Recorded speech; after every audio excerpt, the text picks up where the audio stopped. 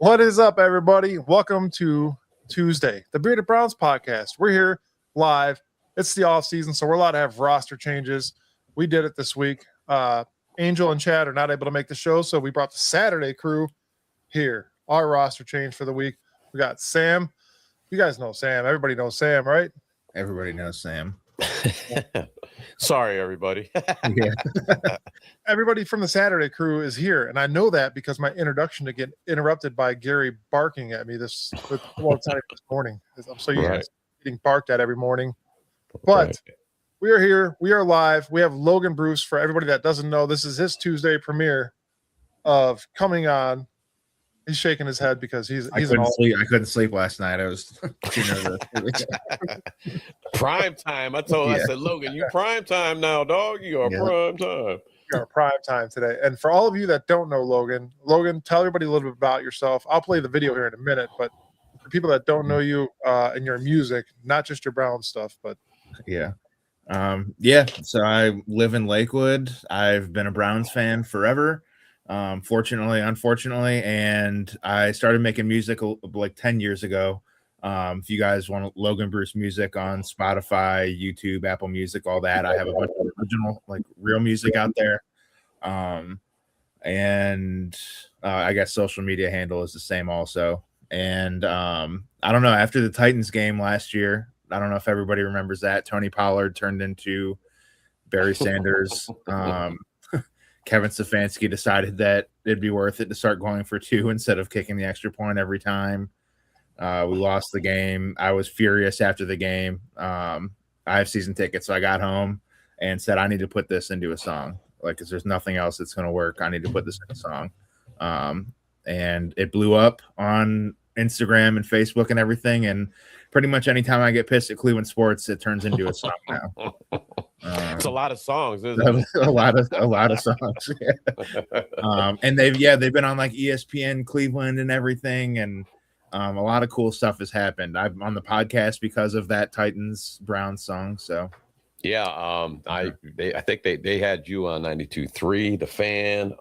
My buddy Rick Amador is the one who got me linked up with you. He sent me that. I'm like, dude, this is hilarious. This is great.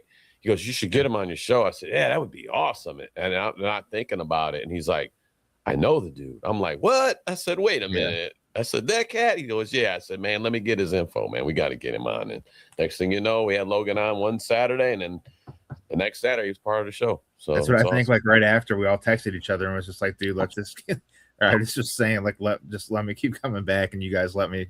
Now I'm on Tuesday. So I literally started all the way at the bottom. Now I'm on the Tuesday show. I'm on top. Started at the bottom. Now you're here. Yeah. Like I said, roster changes. But for all of you that haven't heard his music yet, I'm going to play you a little bit of it and enjoy this because it makes the losses so much easier. They give up 3 first rounds to land you, but they can't have you because you're mine. If 5 wins is the closest that you'll ever be to a Super Bowl, then I think that's fine. 'Cause all I can see are the losses. There'll be so many without you here. And I don't care what Jerry Jones offers. I choose my sanity over your career. So we can't trade away Myles Garrett. If we do, then our whole team will be cheeks. There's more to that, but I just figured I'd stop it on the butt cheeks part. Yeah, that was pretty good. I love it, man. I love it. Keep PG-13 for today. Yeah. Hey, don't let Logan fool you over there. That's his parody stuff. But Logan, you got to go to check out Logan's music. Logan has really great inspirational music. Talk about some recovery. Yeah, for sure, man. Like I told you the first time I listened to it, because you brought up like Four Corners of Amherst, and I'm like, I started putting things together in my head. I'm like, yeah, man, I know that. All the bars in downtown. Yeah, there's Yeah, Just- I used to crawl out of those, man. Yeah. I used to hit 10, those up 10 pretty hard. bars in a little 500 square foot area. Yeah, I might have Right. met you, but I was always a blur. I don't know. We probably met 10 times before we ever spoke. Yeah.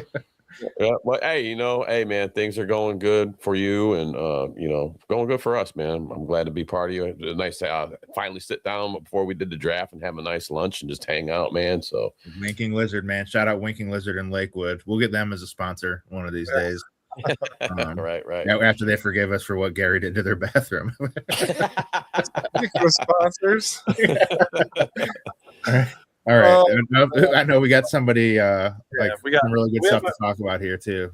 Yes, we do have a great show today. We're going to talk about our shirtless tight end that is now a Charger. We're going to talk about some rookie minicamp stuff. What you guys think about rookie minicamp? Is Casey Concepcion like the legend in Cleveland right now? We'll get to that. Got some hot QB takes, I'm sure. And I got to say this, a quick shout out to our guy, Brian Hannum, who was hospitalized. He's doing better now, but we do have a video that was sent in by Rich from the Tuscarawas Browns backers and Greg Pruitt. And I'm going to play this for Brian.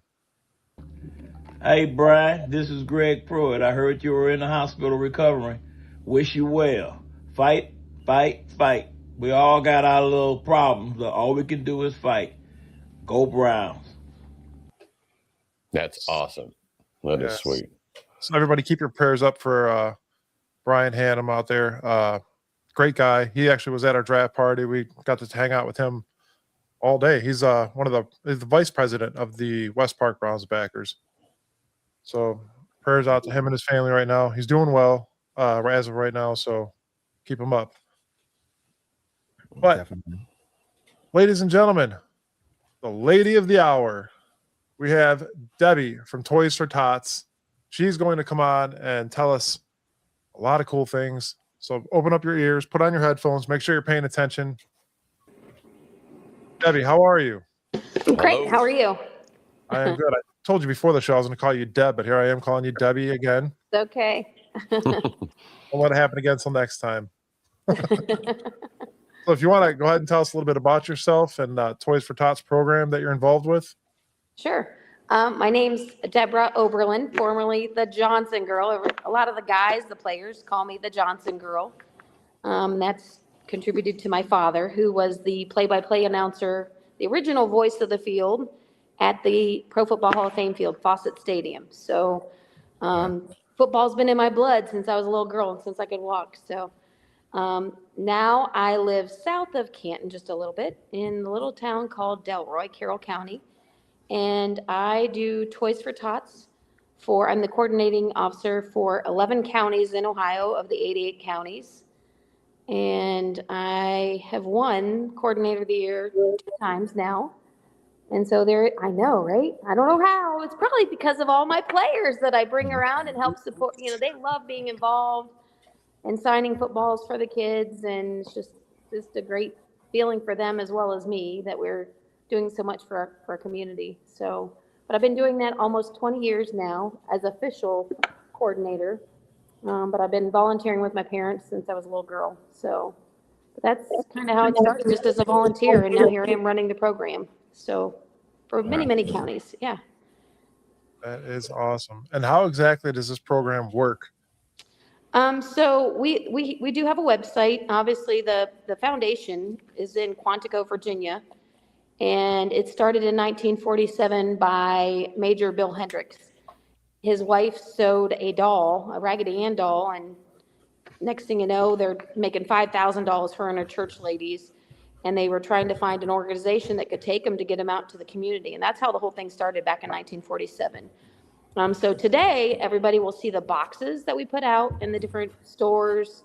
If people have stores or even car dealerships get involved. And people can just drop off a toy, new unwrapped toy into those boxes, and then we do a distribution. I call my counties the traveling circus because I have donors that will donate dollars because it seems like the dollars go further because I get to buy at cost.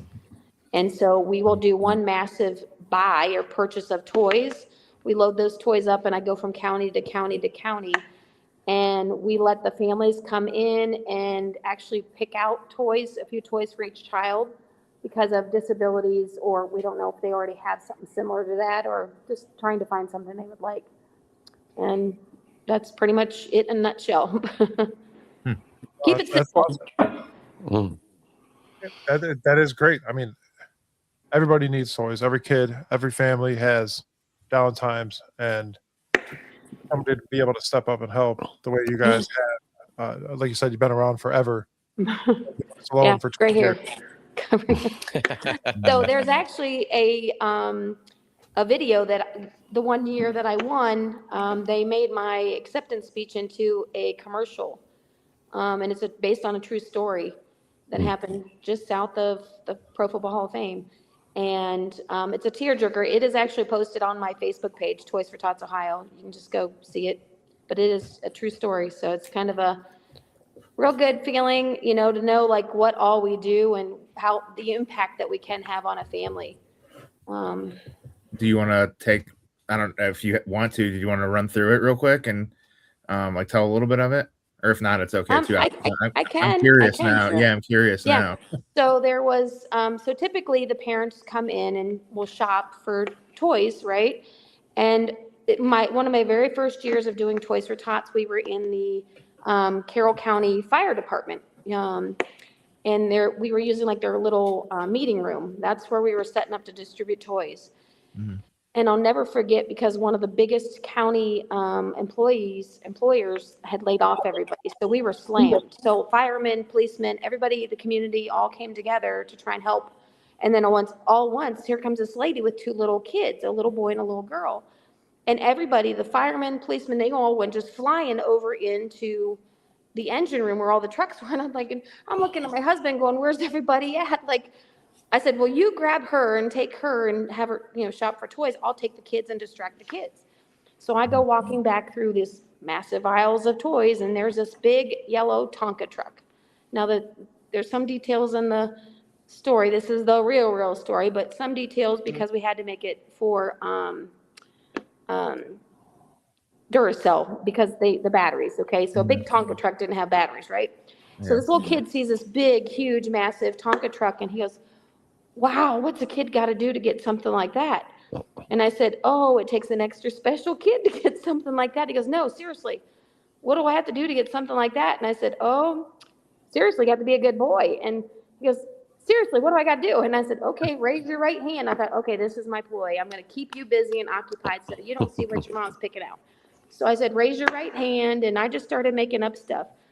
And he goes, so what's all these toys here for? And I said, well, we're kind of sort of like elves. He goes, yeah, something about I'm getting toys for my cousin because they moved in case Santa can't find them. And I go, yeah, we're kind of sort of like elves around here. We kind of help out. And so some of the things I was questioning him on was, I promised to be a good boy and stop picking on your sister. And his eyes got real big, was like, how do you know that? And I said, well, I told you we're kind of sort of like elves. And so then, I said, pick up your room and don't make your mom tell you to keep hound you to pick up your room. And he goes, now you're creeping me out. Do you have cameras in my house? And I go, no, we don't have cameras in your house. I told you, we're just like elves. We just know. And so long story short, we picked out a couple things, for obviously my husband's taking her shopping and picking out stuff for them. Well, as soon as they started going out the door, or right before they're getting ready out the door, the lady that was finishing up before them, she comes over and she goes, Mrs. Oberlin, can I give you a hug? And I said, yeah, absolutely. So she gives me a hug and she goes, I don't know how I can ever pay you back. And I go, no, you don't pay us back for this. Just pay it forward. And she said, well, I don't know how I could pay it forward. I don't have much money. And I go, no, honey, pay it forward means just do something good. Be a good neighbor. If you have older kids and they can mow for your neighbors, or if you're baking cookies, or, you have leftovers, share with your neighbors. Just be a good neighbor. I said, you're a good sewer, aren't you? And she goes, I am. And I said, well, you know what? I know a few people that could use some split pants, whatever. So I'm having that conversation with her. And this little boy's watching everything. The mom's watching me like a hawk, like, who's this crazy lady and what's she saying to my kid? And so that lady goes out the door, and next thing you know, the lady's done, and my husband's letting her go out the door, and taking the toys to her car. I hurry up and go and shove that toy truck in the bag and throw in some toys for the little girl. And I yelled at my husband. I said, here, take this bag. I said, don't open it. Just stick it in the trunk and don't take no for an answer. And he goes, but I go, I'll tell you later. Just do what I told you to do. Don't question your wife right now. Just do it. And I'm like trying not to bawl because I didn't know at that point what had happened. Here, the husband had just been killed in a car accident. That's why everyone went flying. All those firemen that tried to save that man's life were there in that room, and they couldn't. They lost it. They were over in the fire department. So many years later, I'm doing this is crazy. I was in Jefferson County doing a kickoff at Toys R Us. That'll tell you how many years ago it was. And Don Cockcroft, the kicker, I was pretty clever, right? Don Cockcroft was there to sign autographs. The mall was probably the busiest that mall has ever been. They were out the door, around the building, just to get in line to see Don Cockcroft and get an autograph and buy some toys and donate to Toys for Tots. Well, there was this young guy that came in, and he had stood in line for probably 2 hours just to get up into the store to buy toys. And so here I am freaking out, like Toys R Us was getting kind of mad because we don't want people, if they're wanting to try and buy toys, we don't want them standing in line. So I had to make an announcement. If you're here just to buy toys, please just come on in, come on in. So what's this kid do? He buys 2 toys, and he goes out, and he gets in line again, and gets up to the table, and Don Cockcroft remembered him. And he stood up, and I get choked up and chills every time I hear it. I watch the video or I hear tell the story. And Don Cockcroft, he just stood up and he just grabbed his kid's hand. He goes, son, I know what you did. And I just want to thank you I'm going to give you anything you want. Anything, I'll autograph whatever you want. I don't care what the price is. It's on me. Thank you for being such a good kid. He goes, are your parents here with you? And the kid goes, no, I'm by myself. My dad's no longer with us. But I'm, and he was talking to Don, and I was just kind of not paying attention. I kind of looked at him, but I really didn't, totally make eye contact with that point. But when Don said, I'll give you anything you want autographed, the kid goes, no offense, Mr. Cockcroft, I'm not here for an autograph. I'm here to see Mrs. Oberlin. And Don goes, wow, Deb, in 30 years, I've never been turned down for an autograph, but there's always a first. And so he comes over and he shakes my hand and he goes, Mrs. Oberlin, I don't know if you remember me, but I remember you. And I still have the yellow truck. Wow. I lost it. Don lost it. Don didn't even know the whole thing. And I'm like, I found out the backstory after the kid had gone that he had lost his dad. And that, that's why they were there. That is Hang tight. Debbie, you still there? Yeah. There we go. All right. We lost you for we split second. Split second, yeah. So we basically worked with the mom and the resources in the community to help get her where she needed to be able to be stability and, be able to pay bills and stuff. So that's the story. And the kid said he told Don Cockcroft that he said, so he goes, what are you doing? He goes, this is my first time of being my pay it forward, which I thought was key. He goes, I don't make much, so it's not much because I get choked up. He says, I'm going pre-med. I'm in college. I want to go pre-med to make a difference in kids' lives like Mrs. Oberlin does. Wow. So I was just like, well, I just gave you toys, kid. What do you mean? Like, I just gave you toys. That's all I did.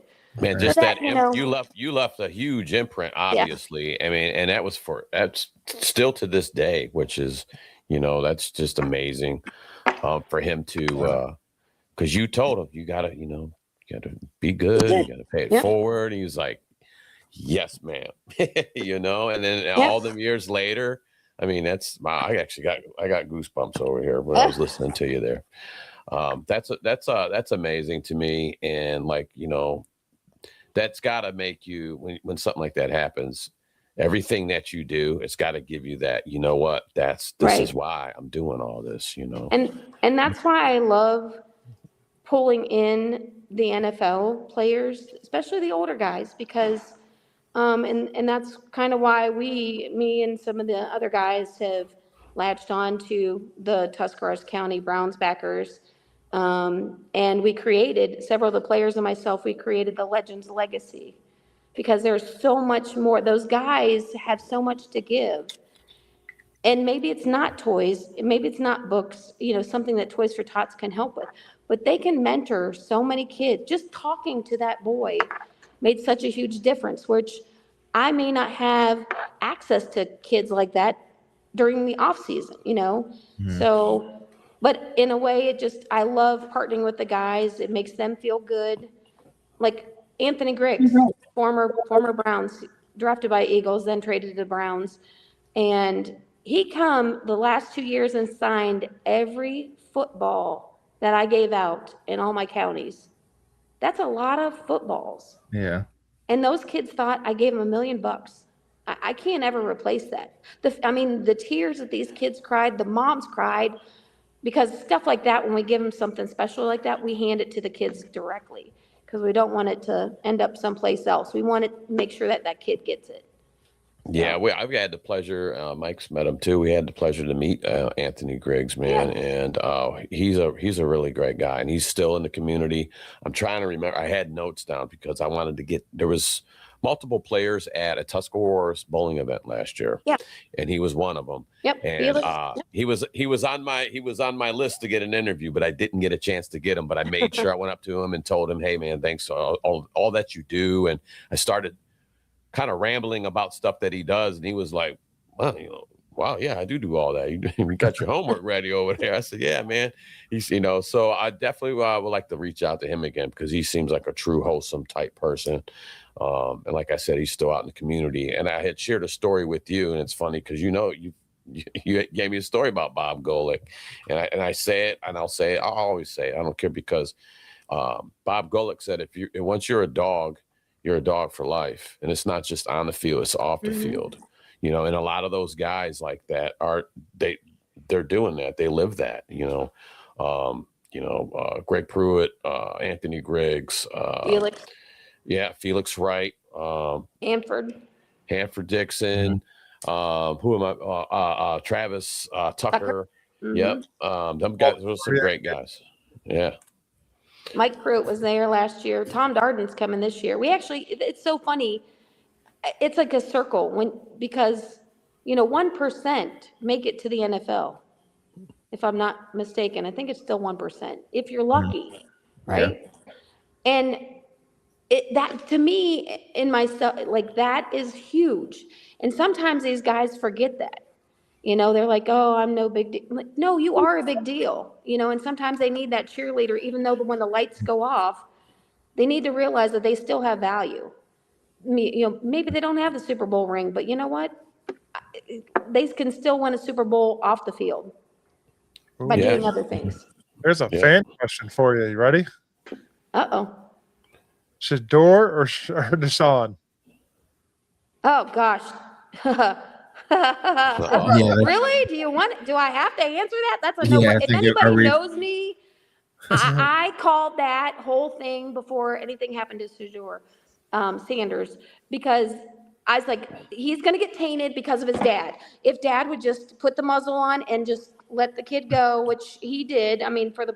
But he just got tainted because of who his dad is. I hate to say that, but yes, him all day long. Let him go. Rip the diaper tapes off. He's on the diaper tape. Let him go. There it is. There it is. Y'all heard it now. Y'all heard it. No, that's awesome. Yeah. So, because you,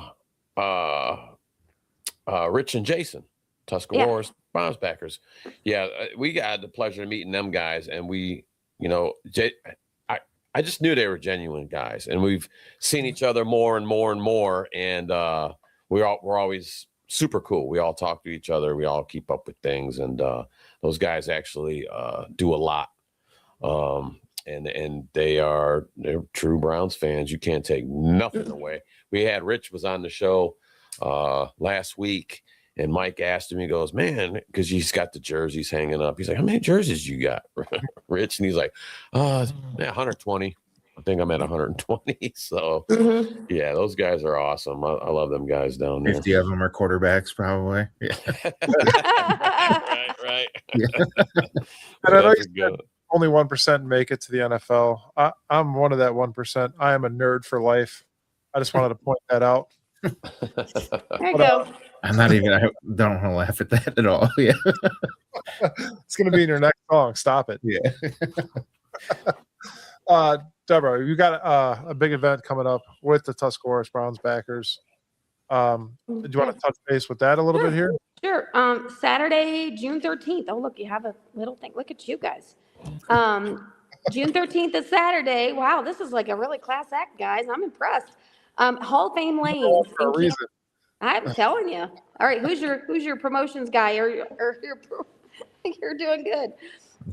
Several guys, and like, you know, they all talk on the golf field, you know, the golf course, whatever you want to call it. See, I always have field in the brain because I know football. That's all I know. So several of the Browns players from my events were on the golf course playing, and some Steeler players were there, and some Indians players and NBA players. And this thing just keeps getting legs and walking, and it's going to be crazy. So some movie stars are going to be there. That I don't know that I want to even post that they're going to be there, because we'll probably have the fire marshal there shutting us down. So all I got to say is you need to message me. We're going to open up a Zeffy account. We're working on that to do the tickets. I just didn't want people to have to pay a fee on like Eventbrite or Ticketmaster, whatever the heck it is. I just think that's ridiculous. I'm a bargain Betty, sorry. But it's 11 to 4. And basically there's going to be like 4 people bowling, and then your 5th player is a celebrity. So once in a lifetime opportunity. I did this years ago, and I literally had people bawling because they couldn't believe who they were getting to bowl with, like childhood dreams, craziness. Is it Ryan Reynolds? I'm sorry? I said, is it Ryan Reynolds? No, not Ryan. But you're very close. A Marvel, somebody that did star in a Marvel film. Oh, nice. Yeah. I have seriously no idea.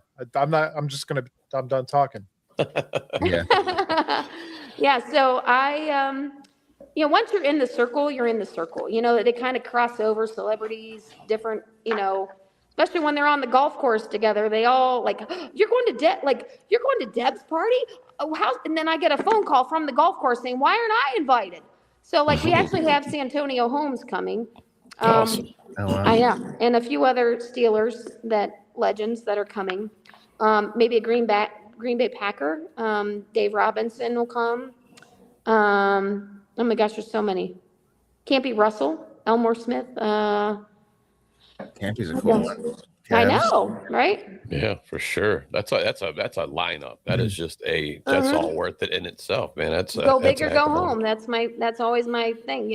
We actually have, now this is just give you an idea. Like there's prizes for the bowlers. Like we're talking like, and actually I'll let the cat out of the bag, because we did get an anonymous donor that will help us reduce the price. So it's now $50 per bowler. It's still $200, but you get everybody's autograph that's in the building.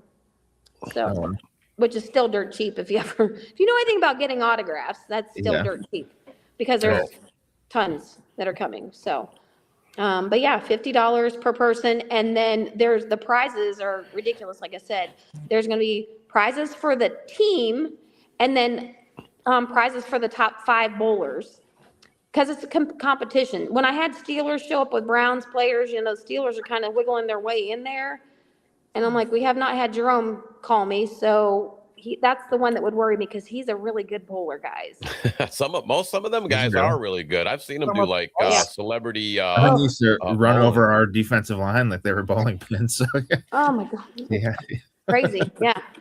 So, I'm not a very good bowler. So do you have any prizes if I come down for the most gutters? Do I get a gutter prize? Actually, there'll be plenty of stuff that you could win, like trivia. There's all kinds of stuff that there's no reason why everybody in the building shouldn't leave with something. So I did want to give a special shout out to one of our big donors, Crow's Hollow Bargain Outlet in Waynesburg. They are actually giving us a Blackstone grill, $1,000 Blackstone grill to our event. Yeah. as one of the prizes. So I'm like, holy moly. And another one is a big screen TV. Nice. So, Nice. So you should be pretty good. you said Crow's Hollow Crow's Hollow Bargain Outlet. Bargain Mhm. Outlet. All right. Good deal. Yeah. If you can't find something there, something's wrong with you because they got a good deal. Yeah. Nice. Yeah, I've never heard of them. I'll have to check into them. Oh my gosh. I've been talking with my wife. I'm like, we got a propane grill, but I'm like, man, I got to get a Blackstone. Just want to get a little one because those are really nice. Because sometimes you need that. You just want that flat grill. You want to do a smash burger this one has all the like bells and whistles underneath of it. It's like a $1,000 grill. It's wow. You can't say anything to you, Sam, if you win it. It'll turn into a real Hank Hill. Well, you even being a sucky bowler, you could still win it. See, there's We'll always put the bumpers up for you. Well, and here's the thing. There's going to be a red pin challenge. So I don't know if you've ever heard of that if you're a bowler. So if a red pin comes on the head pin, get your mind out of the gutter. Haha. So if the red pin comes on the head pin, right, and you would happen to hit a strike, you're going to get a ticket to win the Blackstone grill. But if you know you're a sucky bowler, then you can pay $20 and have a pro try and hit your strike, right? I like if that. the pro even misses the strike, guess what? You're still going to get 2 raffle tickets. If the pro happens to hit a strike, they're going to get 3 raffle tickets. No, you can't go wrong with that. No, You're increasing your odds. Definitely Right, increasing absolutely. your odds. Have the pro come over, make some memories, and Right. make them feel good because they're going to get lucky. Maybe some of them are actually do pretty well. So just never Bob know. Lowe's going to hit that strike for you, Sam, and then call you a name again right to your face. Yeah, that would be funny. I'm kind of a sucker, so if somebody ends up getting a 9 count and it's a pro, I might just have to go ahead and give them 3 tickets. I mean, if it's pretty good, if it's wobbling, after There you all, Toys for Tots. We're pretty generous. Right. Absolutely. Got 2 more questions before we let you go. What do you think the Browns' record is going to be this year? Whew. What do we got? 17 games? 16, 17? 17? 17, yeah. 17. Okay. Oh, okay. I pulled that one out. I'm like, oh my gosh. I'm going to say, well, we did okay. We did a little. We're definitely on the offensive on our drafting, but we got miles. So I'm gonna say, I want to say 8 and 10, but I'm gonna say lucky number 9. How about that? I like that. I like that because it's way better than 5 last year. So I'm all aboard. We got a new coach coming. Yeah. Things are going to change. We're Be actually positive, getting right? a little easier schedule this year. So I'm with you on that. So I could see I'm 9 wins. manifesting this right now. So when they do get, and I've learned from the players, you have to breathe it into existence. Like, it is what it is. The law of attraction. Yep. Right? So Big when positive they things. do hit 9, you're going to have me back on here and say, oh my God, a chick actually knows what she's Bingo. talking about. Well, So, you said you've been around football. Football is your thing. You said your grandfather, correct? No, my dad. Your dad. Okay. Yeah. My Your dad. dad had you. Yeah. So, yeah, I mean, you said, because I asked you, who's your team? Who do you like? Just because you're on the Browns, it don't matter. You said football. I like football. All football. I love know football. Do I lean towards the Browns? Yeah.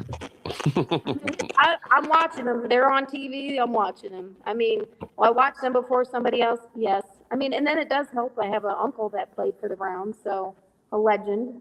So, and he still holds a record somewhere, right? Absolutely. So, last straight on kicker. Oh, there's a trivia question. If you're watching now, that might be a trivia question at the bowling event. Yeah, There you go. Oh, he was used to kick like hitting straight on Mhm. instead of offset how they do now. Yeah. That's pretty cool. Nice. Yep. 1,080 points. And I think back then, because you said it was, what years did you say? 69 to 80. 69 to 80. So I'm believing back then too. I think the 60s, they still had I think the goalpost was still up front in the end zone. Yeah. Yeah, pretty sure. So that was something that they would What run a into. weird That idea. Like, why? What were they thinking with that though? Like, They wanted to see how many They people are going weren't. to run into let's put it. this right in the middle of the end zone and see how many Right. idiots run into it. Yeah, man, that was dangerous there, Yeah. man. But that was the game, man. They were out there, and that's just because I watched some of that, and you watch some of the hits that they ran into them goalposts and just running into an oak tree, boom. Mhm. Yeah. So, Go ahead, Debbie, Mike. real quick, before we let you go, besides toysfortotsohio.com, how else could people donate or help your cause in any way, shape, or form? That's the biggest thing is on the website is if they're going to make a monetary donation, if they want to support like the event, which in turn is going to support Toys for Tots, if they want to donate a gift basket, a raffle item, a gift card, whatever the case may be, no donation is too small, even if it's $1. It all goes very far because I'm a bargain Betty anyhow. So I think that Bargaining? can all go a long way. Yeah. yeah. If I don't listen for Toys for Tots, if I don't, if I can't get it donated, then and it's not toys, I'm not. I better go sell a house and take the tax write off myself because I won't spend toys money for anything but toys. Mm-hmm. That's So awesome. we depend on those little small business owners and big business owners to help us out. Like oil and gas industry has been a huge supporter of ours. And like this one company, EOG, shout out to EOG and Ohio Oil and Gas Association, all those, I mean, there's a long slew of companies that help us. One, I think it's Kimball actually, the garbage company, that they actually donate a truck for us to haul the toys from point A to point B. So between EOG and their employees making donations and the company matching everything that they donate, that's how we buy a lot of our toys. But like the Kimballs of the world that do donate those box trucks, because I'm not spending money on a truck with toy money. Can't do it. Mm-hmm. So, Right. so I guess. That's nice. Nice of them to Yeah. help out. Yeah, Mhm. absolutely. We definitely look forward to meeting you again at Yeah. the Bowling with the Pros Toys for Tots. Everybody, Saturday, June 13th. Here's all the information if you want to check it out. You could check it out on Tuscarawas County's Browns Backers, or you just listen to our show again, or you can go to toysfortotsohio.com and check it out. But be there. It's for a good cause. There's going to be plenty of players there. Cavs, Browns, Indians players. Indians, not Guardians. No, I'm kidding. Right. He was an Indian. Sorry. We have to say Indians because he was an Indian. Sorry. Yeah. Yep. Absolutely. But Debbie, thanks so much for joining us tonight, and we look forward to meeting you at that event. And we'll look forward to working with you. I appreciate you guys so much. You have no idea. We appreciate I'm a new fan. I love you guys. You're awesome. Thank you so much. Thank We you. appreciate you, and thank you so much for coming on, and thank you for all that you do sincerely for me and all of us. Thank you. Thank you. All right, guys. Thank you. Bye-bye. Have Yeah. a good one. Bye-bye. That That was was awesome. Yeah. Everything's for a good cause, ladies and gentlemen. It helps kids, especially during Christmas time. That's what Toys for Tots are. Just a perfect thing they got going on over there. Excuse me. But now that rookie mini camp is over, guys, we have mandatory camps coming up. Looking forward to that. Is there anything that you guys took out of the rookie mini camp last weekend? Not that we got to see a lot of it, but There's not a lot to talk about when these things happen. So stories kind of develop again with this Green, the quarterback that we got. Like, it seems like there's actually posts out there, people talking as if like he's a legitimate option. And maybe in a couple years we'll look back and I'll sound stupid, but it's just like, my God, man, like they'll say anything. I don't know. I think he's a unique prospect, how tall he is and everything. Maybe he'll work out, but it's like to hear people talking as if he's like has a chance to, be a guy. I don't know. It's weird. I actually just liked, because I watched some of it where Monken had those guys huddled up and, they're breaking away. Like when KC got to do the break and, Monken said, "Hey, man, KC, take us home," after that practice. That was cool. It's I like just to me, it's not even what are they doing? Because I guess I'll bring it up. Denzel Boston got out of his. I heard he was being critiqued already. This media here is a joke. Okay, I'm gonna say that real quick. The media down there is a joke. They're always looking for something. They were critiquing him getting out of his stance or running stance to go out for a catch to hit the pads. I'm like, I'm like, are we really doing this? I mean, come on, man. These guys are just getting to know each other and gel. But you won't bring up his drop weight. He has he don't drop nothing. He's a big target. He goes up and gets the ball. They don't say nothing about that. They're like, oh man, did you see? He didn't break out of there fast enough. Come on. Well, that's what KC has, the drop issues, and he dropped one ball in rookie mini camp, and that is the only video that you saw of him. Was the ball that he dropped. And it was just like, dude, I don't know if you guys saw, what was it? Jarvis Landry is on a podcast with somebody, and they were talking about Shedeur and Deshaun and just that whole thing going on there. And all Jarvis kept saying was to tell these guys not to talk to the Cleveland media.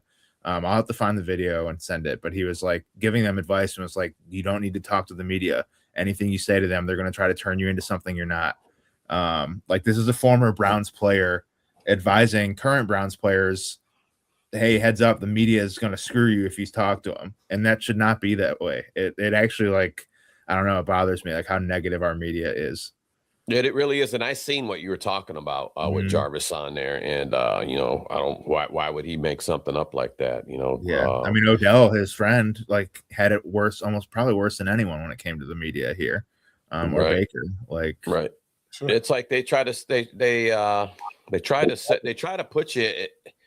They try to take these kids and they poke at them.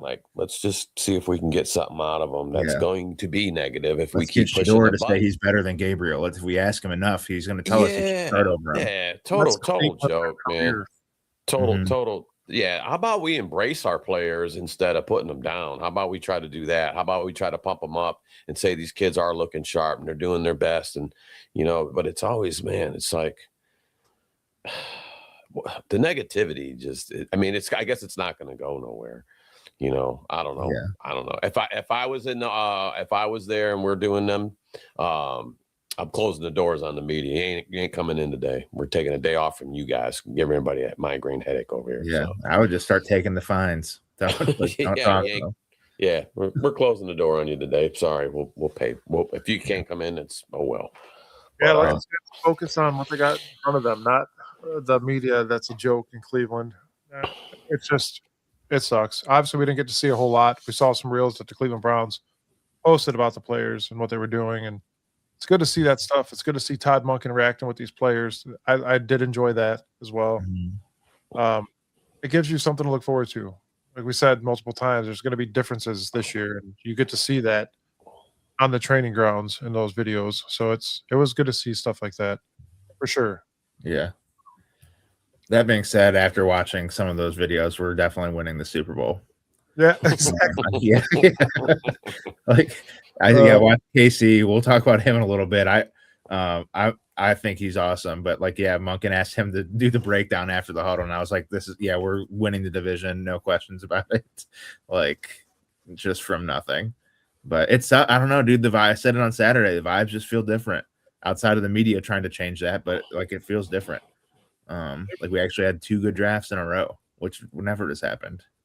Yeah, and then Monken coming in here. I mean, he's not playing games. I mean, it's a game of football, but he's not. He's like, he told those kids, he goes, if I say run through the cone, what are we doing? Run through the cone. He's like, we're gonna make it that simple, but pretty much, if you're not picking up, he's gonna let you know. It's not gonna be like Kevin. To me, just seemed like.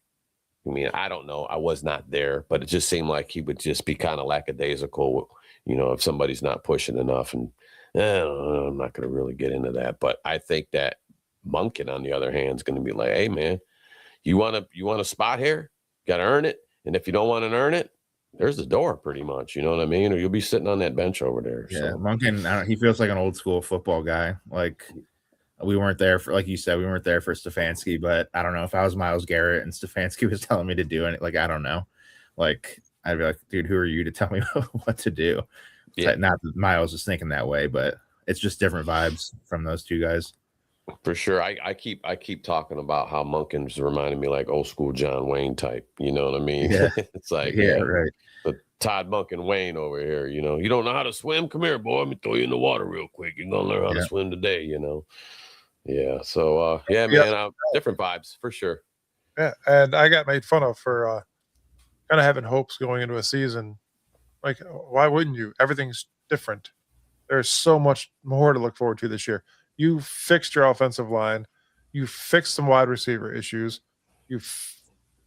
We have let's say that we addressed them. We don't know. We have to watch these guys play, but we tried to fix. Are showing we're trying to fix it. Yes. And then you picked up undrafted free agents that could be a part of this team that could solidify certain parts of this. It's no brainer. Demetric Felton. I don't know if you guys remember him. Felton was on our team like 5 years ago. We just brought him on the coaching staff. So I'm trying to remember where he's fitting in at, but I seen that, and then one other guy came too. Man, I meant to. I couldn't remember the second. I didn't even recognize the second guy's name. I just think Felton because he it had the same role that we would be asking Samson to fill. Was kind of my idea. It was like Felton literally did what we would be hoping that Samson can do, but better. So we'll second string running back and return guy. Yeah, I think that we're going to be running a different style offense too, because we already all know that Monken likes the two tight end sets, sometimes three. We're bringing in fullback. Maybe we'll see some split back action too. So they're going to grind. They're going to grind it out, man. And I really can't wait. The schedule comes out this Thursday. I really want to see that schedule so I can start kind of looking at it and going, probably that'll be win. Yeah. Supposedly that's the easiest schedule in the league. Supposedly. Well, it's about time because for the last 2 seasons, it hasn't been an easy schedule, and it's really hard. And it's really hard. It's even harder when we don't have a real a guy named at the helm of quarterback. And, we're trying to go out there and just win games, man, with patchwork quarterback stuff going on. And we deserve an easy season. I seen somebody else ask, too, that they said, all right, well, are the Browns getting ready to they're almost basically saying, are the Browns ready to tank so they can get a quarterback next year? And I was just, dude. Well, they were saying that Watson starting meant that we were tanking if Watson starts. And I was like, what? Like, some of this stuff is just ridiculous. My thing is, you think you're going to bring Monken here to change this culture. You're going to bring Monken here to win games. So you're going to start winning games and you're going to close the door and say, hey, Monken, we need to talk to you real quick. Step on in the room. Hey, you're doing too good, man. Start losing games. Are you freaking out of your mind? No, it's not. You're like, hey, Miles, like we know you're 30, 31 right now, but we're going to need you to sit and wait another season because we're trying to tank for Arch Manning or whoever the heck it would be. Like, listen, guys, I don't care what they say. Nobody's going to have an easy schedule. This is the NFL. First and foremost, the draft just ended. We don't know what these new players for each team are going to be capable of doing in the NFL. I don't even know. You can sit here and crunch your numbers all you want, deep Podestas. It's not going to happen. It's not going to be an easy schedule if we play the Raiders, one of the worst teams in the league. We're one of the worst teams in the league. How are you going to give us an easy schedule? Every schedule is hard for us the last 3-4 years. Come on. I'm over that, dude. Let it go. We play ourselves 17 games in a row and still lose every game. That's funny, bro. Yeah. But on the bright side of things, guys, we do have a star wide receiver in KC Concepcion lighting it up in Cleveland yesterday. And obviously a good luck charm to the city because the Guards won 7-2 over the Angels, and the Cleveland Cavaliers in the postseason beat Detroit Pistons 112-103. Look at his face. Like, look at that pitch. Like I was a pitcher, and that's the face you make when you're trying to throw a ball hard. I don't know what happened with that pitch, but it looked like he was really putting an effort there. Oh, you don't want to look like a wimp as a star wide receiver. You're going to tell Jerry Jeudy what's up in that picture, right there. Also looks like he's throwing it like a football, so I'm guessing that throw didn't end up too well. But it looks like he's trying at least. If you really pay attention really closely, those hands already look better than Jerry Jeudy's. Yeah. It didn't fall out of his hand while he was throwing it, so that's a start. Right. I don't know. The Guardians one was cool. I didn't catch the beginning of the Cavs game. I was surprised, just at like our biggest game of the year that they had KC do it. Not that he was like undeserving or anything. I just think that was actually pretty cool because I don't know. You'd think they'd bring out like a former Cavs player or something to get everybody hyped because we're down 2-1 in the series. But it sounded like everyone went crazy when they saw him out there. Yeah, they did have Bernie out there. What was it, last week? Bernie did the sort of at the Cavs game. That was kind of cool. But I am so interested in seeing what these two wide receivers are going to do for us. Obviously, Casey Concepcion is a monster. Denzel Boston is Sam's guy, and Sam actually got me kind of turned on to him and doing some more research on that kid. And he got turned on. He was turned on by Boston. This is a new Tuesday show. You can't be saying like, that. Man, his catch radius is sexy. That guy has got a sexy 6'4", 215. Yeah, that's what I'm talking about. Yeah, man. My guy Boston. Look, my guy Boston. It's going to be our guy Boston. We're Cleveland. We're Cleveland fans. We want our. I'm glad we got him. Yeah, we want all our guys to do good, man. I can't wait to see these guys get in where they fit in. And like I said, man, I think a pretty another stellar draft by Barry. Call me crazy, call me whatever you want, but I mean the last two drafts, I don't know, man. Like because almost every rookie last year made an impact on this team. Okay. I think some could have did a bigger impact if they were utilized properly, which is going to happen with Monk in here. I really firmly believe that. But how crazy would it be to see these rookies come up like how last year's rookies plugged in? How Schlesinger turned out, defensive rookie of the year. I mean, come on. Harold Fannin, he was our leading receiver last year, bringing these guys in, man, and they're tearing it up, man. I'm really looking forward to seeing this draft class produce. You think about Fano out there pushing guys around and giving that protection and bulldozing dudes out the way for these runs. I'm ready, man. I'm ready. That's what I think between last year and this year, that'll be. I mean, I know these guys, some of them last year were around for one bad season, but that's 10 to 15 guys that are not part of the negative Browns culture. Like they weren't here the last 5 years. They're here to start something new. So it's like they don't need to feed into all that negative BS that they always hear. Like Spencer Fano has no skin in the game when it comes to what the Browns used to be. That's what I think. It's a really good fresh start that they have. And for once, it feels like we have a lot of pieces in place, and it's not maybe, I guess, with Baker when we got Odell and those guys, like that felt like we had kind of a complete team and a good supporting cast. Right now, it feels like we have a really good supporting cast, and the quarterback is still a big question mark, but at least we have the pieces around them to actually be able to evaluate if any of these guys can play. Yeah, I like how you said that. It's going to build more team morale. It's going to build culture. This is a new team. You realize now what trading 3 first-round draft picks could do to your team immediately. Especially for what we got. Damn it, dude. Now I'm mad. Especially for like what we were just talking about being positive in the law of attraction when Debbie was on, but for what we got for those 3 picks, are you kidding me, man? I got something for you, Logan. Yeah. An ex-Brown player, Braylon Edwards. Oh God. 2007 Braylon Edwards. If we would have traded all 3 of those first round picks and got 45-year-old Braylon Edwards, we would have gotten more out of that trade than Deshaun. Yeah, I agree.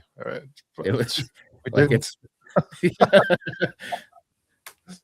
in Brown's fashion. Actually, the only way this draft would have been better is if Braylon Edwards was in it and we redrafted him. But she mentioned Santonio Holmes, and I was going to say, but I was waiting until she got off, that guy's like my arch enemy. He's a Buckeye, and he played for Pittsburgh. But by all accounts, he's a good dude, and he was a great receiver. So can't say too much. Speaking of receivers, we're going to move along to our tight end, David Njoku, the shirtless, no matter how cold it was, the ball spiking tight end that was with our Cleveland Browns organization for the last 9 years. A lot of people, you're seeing mixed emotions online. A lot of people saying, good luck, Chief. We're going to miss you. and a lot of people like, drop you later.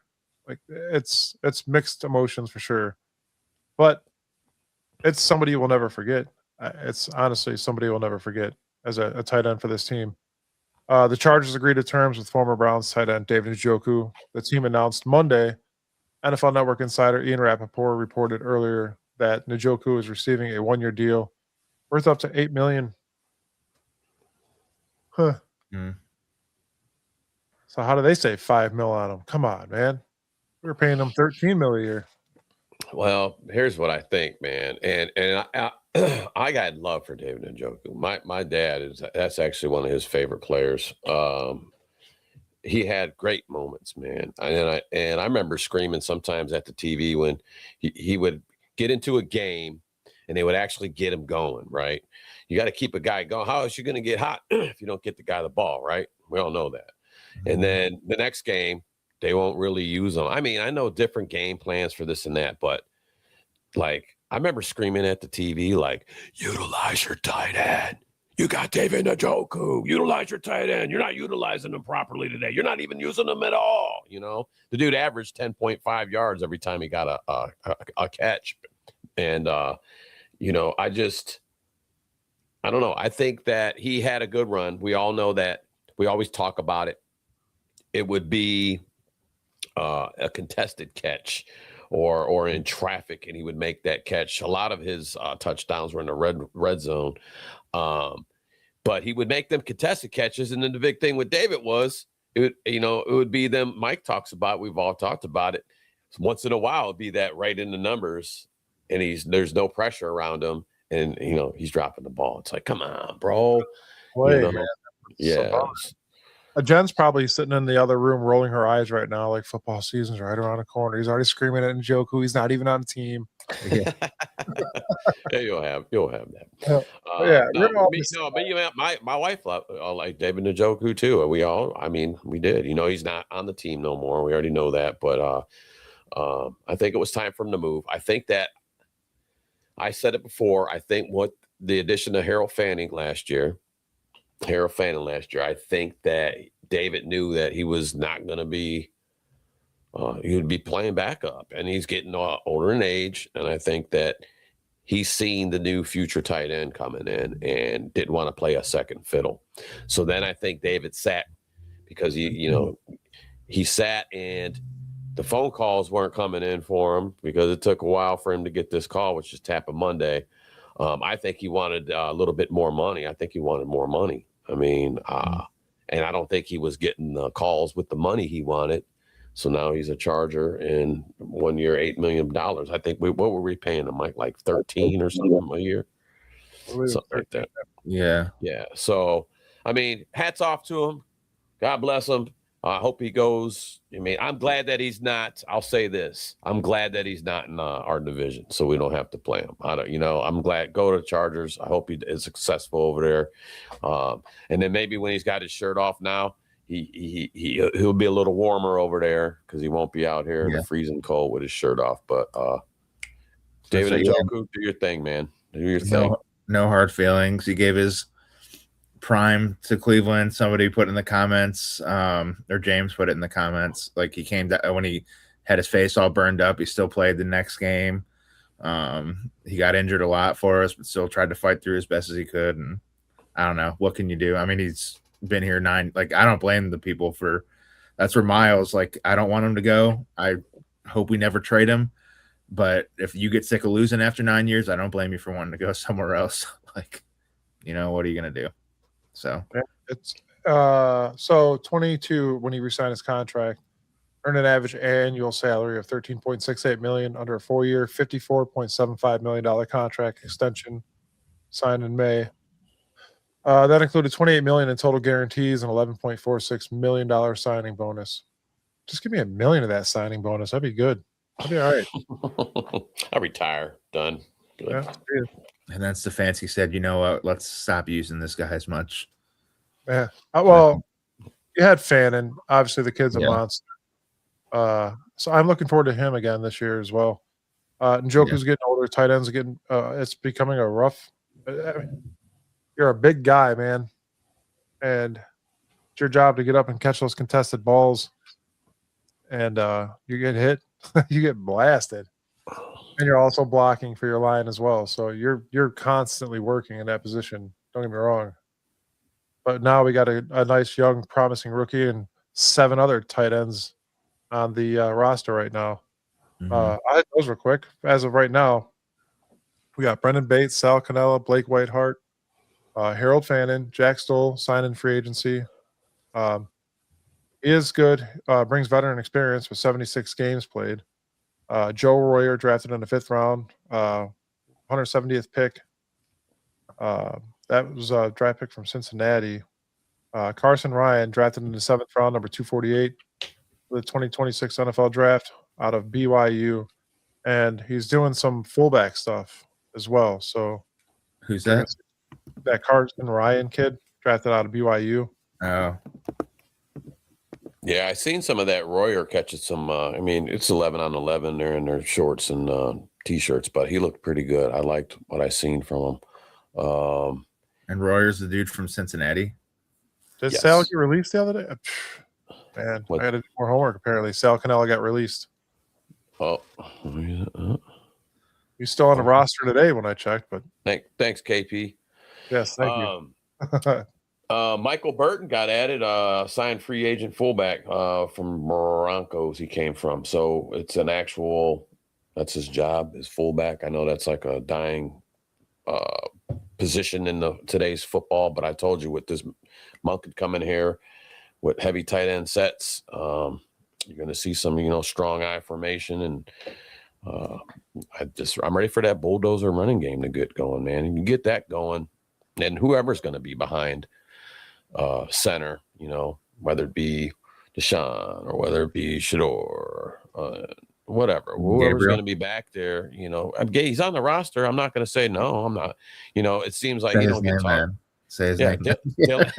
Dylan Gabriel. Taylon Green, I don't think is going to be back behind center. I don't. I don't see that. But Cleveland does. It's crazy. I'm not going to get into that. But Mary Kay said he should be starting day one. She made him a sandwich today. Apparently, she's pretty good at making stew because all she does is stir the pot. You know what I'm saying? That's all she's over there doing. What can I talk about today? It's rough. Yeah. So, well, I don't know. But anyways, it seemed like we tried to fix the line. We brought in veterans. We drafted the guys we want, and Spencer Fano. So we're putting it together. We said, where would we need pieces fixed? We already said, everybody knew. Offensive line. We need to get some receiver. We need some weapons. They did all that. They took care of that. So, I mean, you guys know I'm a big Denzel fan, Boston fan. I wanted him here. That was my pick. And we picked him up on day 2. I was elated. I was freaking out. But I'm really looking forward to seeing Emmanuel McNeil Warren, that safety out of Toledo. That's somebody I really got high hopes for, man. I really think this kid's going to be able to get in the mix quick, because not only is he at that safety position, he does play that big nickel, and we needed help in nickel packages. So I'm excited, man. I think it's like add some physical. I mean, not that we needed it, but just somebody kind of mean to the defense, like JOK would just kind of fly around there and hit everybody, and this dude, it's a different position, but he kind of flies around and hits everybody. I don't know. I was a big Sean Taylor fan back in the day. RIP to him. But just seeing someone just go out there and just love football and love hitting people. Called laying down the wood, laying the wood on them. I mean, them guys didn't play. I'm trying to remember who hit. It was, man, I think it was a oh man, I can't think of it. When they actually had a Pro Bowl game, and they actually had pads and helmets, and they actually played. Oh, when Sean Taylor destroyed that dude? Yeah, dude. I'm like, he was like, I don't care. I got a helmet on. I don't care if it's Pro Bowl, a Tecmo Bowl. I'm hitting somebody. And who did he knock out of there, man? Dude, I'll remember it when we get off of here. We'll look it up, and I'll be like, damn, how did I not remember? Yeah, but he laid the wood to that quarterback, and he was on his way, I think, out of bounds too. And he was like, "Nah, homeboy," and he blasted him. I'm like, this dude's this dude is for real, man. He don't care, season's over, whatever, Pro Bowl, Schmo Bowl. I'm gonna hit you. That's when they started to talk behind the scenes, like, we got to turn this shit into a flag football game. We can't. Yeah, it's time. Yeah. Sean Taylor's out here just murking people, man. He's in a Pro Bowl game. The thing I'm liking about Emmanuel Warren is that he's very athletic, and he's going to be a monster on the field. My biggest worry is him hitting NFL players like that, because this isn't college anymore, man. It's not the MAC. It's not even like he was in the Big Ten, or not to downplay it, but he was playing different opponents in like Ohio State or Michigan and Alabama were. All right, these guys are definitely a different breed of football players, and that's something you're going to have to be worried about. You're going to have to learn how to I'm not saying that he's tackling wrong by any means, but so you don't injure yourself or ruin your career. Figure it out, man. Well, I'm sure we got. So I like the coach. Let's not forget that Monken brought 29 of his own members here, and it's growing, because you just said that Felton's involved now. Logan. So I think they got a good cast of characters to get these guys where they need to be sooner than later. Because like I said, they're here. He's here to prove a point. Monken finally got a coaching job. Monken's like 61, maybe 62. He finally got a head coaching job. So he's here to prove to the Haslams and the NFL, hey man, I'm ready. This is me. This is what I'm gonna do. The tanking talk drives me. Like, this dude just got a coaching job in his 60s, and you think he wants to wait a year to try to win? That's what I'm saying. And like, if we're doing good and we're winning games, you think that like Jimmy Haslam and Barry are gonna be like, come on in the private room, close the door behind you, we got to tell you something. Like, hey, you're gonna have to start losing games. You're playing too good and you're winning too many games. No. Yeah. And KP Young had said it earlier, and I've said it before. Haslam's got to get wins going here, where they're building this new $2.5 billion slanted roof over here in Brook Park. We need to have a good team, decent team going in there. You know what I'm saying? They're not going to renew our seat. Like, if they're still trash when that stadium is built, like, I'm not going to double the season ticket prices. Like, we're not going to go to the games if they're still trash. Not pay that much. It's like so they have a few years to get our trust if they want all of our money. Yeah. And that's a big thing. It's like, I can't. People are like, yeah, we're getting Arch Manning. What do you mean we're getting Arch Manning? All right, you already think we're just gonna. It's easy to say it, but you just think we're just gonna have another crap season, another 5-win season. Projecting us at like 3 or 4, and I'm like, dude, maybe we're just idiots. I think Vegas. At the last I heard, I think Vegas had it at 6. But you know what? The schedule didn't even come out yet. That's where, So if you're gonna make a prediction, I don't know. We got at least wait till the schedule we're gonna win 9 out. games, and I'm thinking, like, I don't know, 9's a little low, don't you think? Like, we could win 12 or 13. We got two rookie receivers. Like, as soon as we can figure out, and I think it's going to it will be put out sooner than later. It's not going to drag on like it did with Flacco and Pickett last year. I think once we get rocking here, sooner than later, Monken's going to say it's this guy or this guy, and he's putting the best man forward at quarterback, and we're going to get down, and it's time to get to work and getting these guys out there. So, we pretty much got a whole new set of characters up there in the front on the line. That's where the game starts, man. So we got to get these guys gelling together. So I'm ready, excuses, man. It's not, I feel like at least at the end of this year, we'll know if Shedeur Sanders can play football, if Deshaun Watson can play football. Like, we'll know, because we actually have players around them.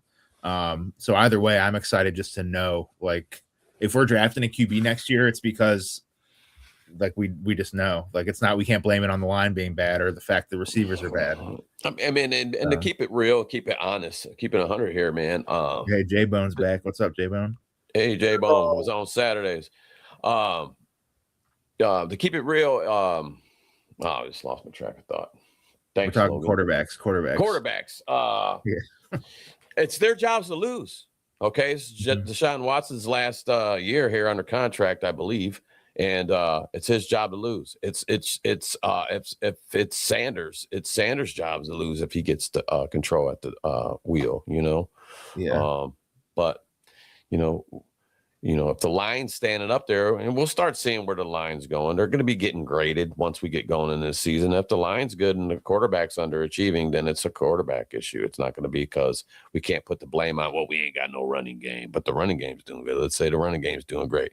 PFF's got our line rated, 80 as a unit or whatever. That's pretty good. If we're at 80 again, I will do bad, weird things.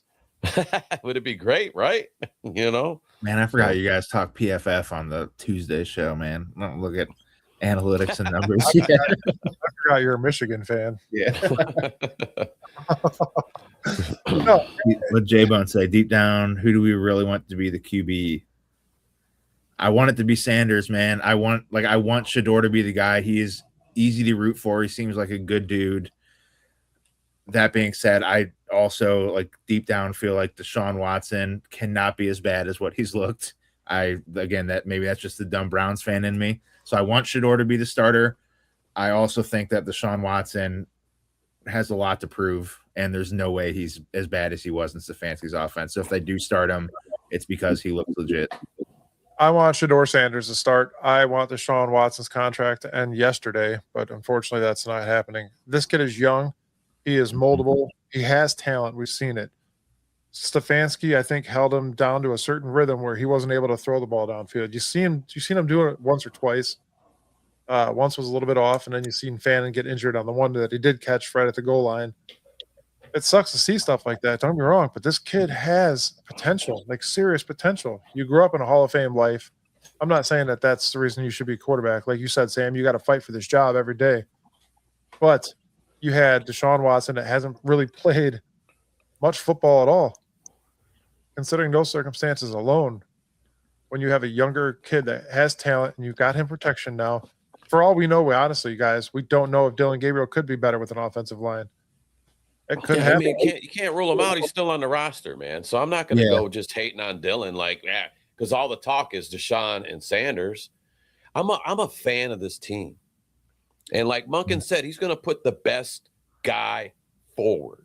So for me, I would love Shedeur to go out there and prove all these haters wrong. I'm tired of reading the comments and they're just shitting on him. I'm tired of it. I would love for him to come out and be like, boom, now what? Falling back in the bush, Oh, they went back in the bush. Now they're a Shedeur fan. If he comes out here and he's looking stellar and winning games.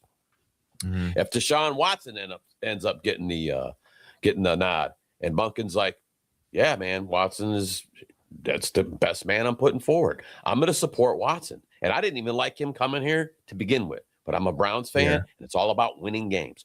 Who's going to put us in the best position to win games is the guy that's got to be out there. If it's Dylan Gabriel, you put in Dylan Gabriel. I don't care. I want to win games. They want to win games. It's time to get this rolling. I'm tired of these little 5-win seasons and all this.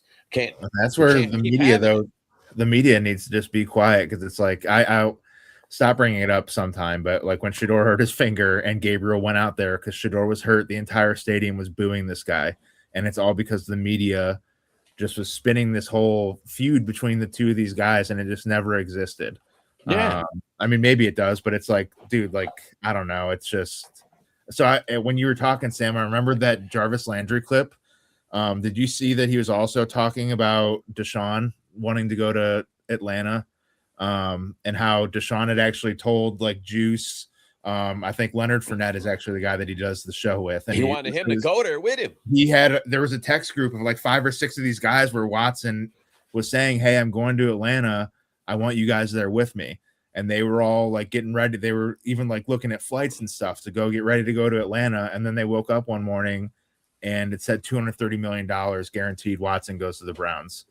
The dude, somebody put it in the comments, Shedeur actually likes Cleveland. Watson did not want to be here. No. And now J-Bone said he owes us some good football. I agree because of all the money that he got, but it's the dude clearly never wanted to be here.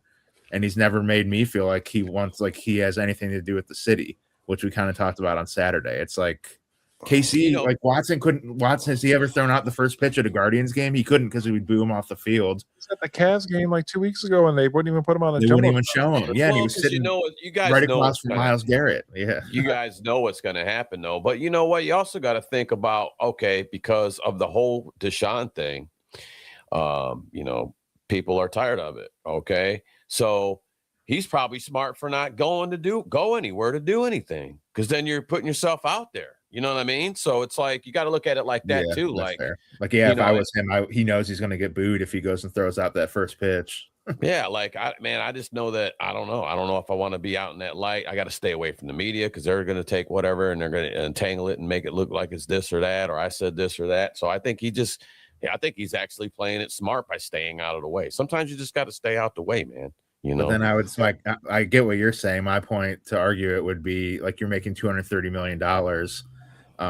Go be uncomfortable and try to win the fans back. And if he doesn't want to win the fans back, then that kind of even goes back to what Biner was saying on the Saturday show, is then you're just in it for the money. You don't even care if the team that you're playing for or the city you're playing for likes you. You don't want to face the music. Here's the difference between the two. One has 230 million reasons to prove to the city that he's a good football player again. Mm-hmm. Or Sanders.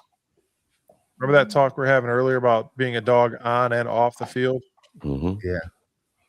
He's proving that himself already. The kid is not making $230 million right now. He's fighting for a job. He's fighting for all those other teams that didn't draft him round 1, round 2, round 3, round 4. And here we are to pick him up in round 5.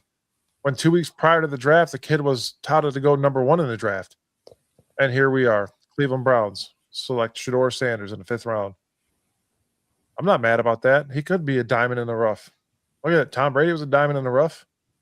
Mold this kid. Teach him how to be great. Teach him how to do good things. Bring Bernie in. And he wants to be, I don't know. Yeah, he gave some kid, I don't know if the kid was from Mayfield Heights or something, but you see he let a high school senior borrow his Maybach for prom. I didn't see that. Shedeur gave him his car for the night. I don't know. He just does stuff that makes you like him and root for him. I'm not going to lie. I wouldn't give any one of you my car. I don't want your car. I don't want your car. My record's expunged. So you better not be pulling any legal facts, and that's why you won't let me borrow it. That shit should all be off my record by now.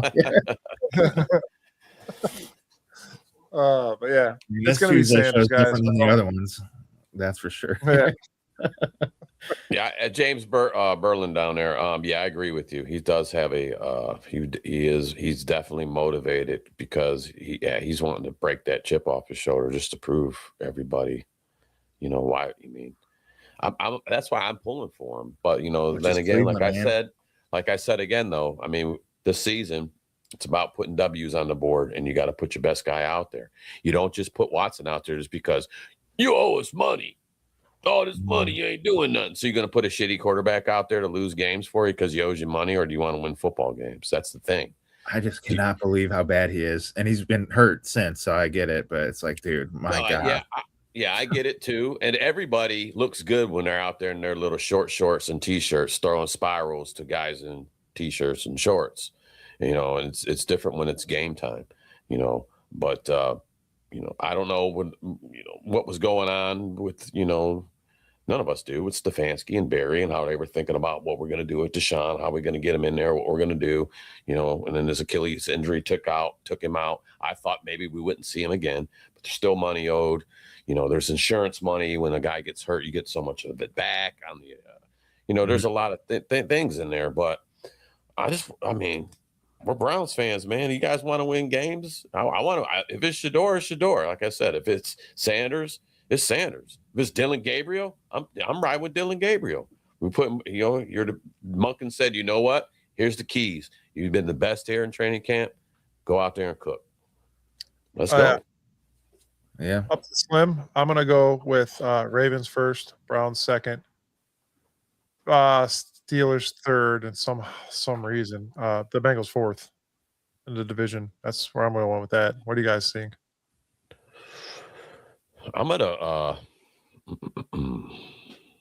I'm gonna put us in the middle. I don't know how you do the middle on that. Yeah. I'm going. You're number 2.5. Yeah. I'm going 2, man. I'm going 2. I can't wait to see this schedule come out. Then I can actually really start looking at a schedule and going, that's probably going to be a win. We'll split one with the Steelers. Yeah, we'll probably split one with the Ravens. It might be Cincinnati twice. It's happened before. Then I can start actually trying to put some, math down on it. Yeah. I think we're going to I think we'll sneak into a wild card. Yeah, yes, exactly. I want us to be first. I want us to win every game. I mean, I'm sure you guys do too. Everybody deserves it. The organization deserves it. The fans deserve it more than anything. We keep putting up with, a product that's not that great, but we love them. It's time to. That's like go out there and shine it up. Dude, Sam, I always get hate on. I get Sam's so old. His fidget spinner is a permanent marker. I'm about to just. I thought that was one of like those Aldi's like just grape drinks, like the. That's old. He drinks great drink on the show. It's Canada Dry ginger ale. Now, ginger ale is the only time you drink ginger ale is probably when you're sick, right? Or you're like 70 years old or 80 years old or whatever. They always say it's an old timer drink. Unless you're an alcoholic, you mix it with whatever you like. But anyways, I'm not a ginger ale fan. And even when I'm sick, I don't like ginger ale. But they're making a blackberry and they're making a fruit splash, cherry fruit splash by Canada Dry, and they're very good. I would suggest trying them out because I didn't think I would be that guy drinking Canada Dry at all, even in my house here. So it's good. Check it out. Canada Dry, if you're out there. Canada Dry, if you're out there, we're looking for sponsorship. Yeah. I hope you're aware that I put the font for the notes today in size 15 rather than 12 so you can see them as well. And then I still got to blow them up on my tablet. Wow. Oh, man. Where are we at, fellas? Where are we at? We can close it there. And on a high note. I'm cool, man. I thank everybody out there. James Frank, always. James Berlin, always. We got KP Young out there. Mike J Brown back from Saturday. Yep, Mike Gibson out there. We appreciate you guys getting in here. We do try to touch a lot of comments as much as we can and stay engaged with you guys. We still got to move through, business. But appreciate it, man, and all of our sponsors that sponsor our show, man. We appreciate you guys too. Big part of doing what we can do. Absolutely. Everybody make sure you follow, like, subscribe, share. We appreciate everything you guys do as well for the comments and listen to us banter about the Browns during the off season. We try to make as much show content as we can for you guys. So we're here weekly. And guys, don't forget as well, before you like, share, and subscribe, go to vote.clevelandscene.com. People and places, hit that category, hit the sports podcast button for the best sports podcasts in Cleveland, and type in Bearded Browns podcast. You can vote once daily. We won last year. We're going to try to do it again this year. So let's keep that going, guys. Once daily. Yep. And as well as, let's two-peat, fellas. Let's two-peat it. Yes. And then Bowling with the Pros again. We had Deborah on from Toys for Tots earlier. Again, Saturday, June 13th. Let me turn that subscribe button off. Saturday, June 13th, 11 to 4, Hall of Fame Lanes, 5155 Tuscarora Street, West Canton. I could say Tuscarora is like a boss now. You guys think I live there. But Tuscaroras. Tuscaroras. I heard Rick say it the other day, and I was like, that's not how I say it, dude. Tuscaroras. No. Don't screw me up now. I've always said Tuscaroras. Do not screw me up now. Because I can't say, man, I am not. Ashtabula. I always mess that one up. Ashtabula. Akron, Medina. I can't. Cuyahoga. Yeah. My one buddy used to call Toledo Toodly-Doo. So there's that. Toodly-Doo. But yeah, guys, Bob Golick, Felix Wright, Tom Darden, Greg Pruitt, Reggie Langhorne, Ben Davis, Joe Charbonneau, Anthony Griggs, Travis Tucker, James Black, and many more.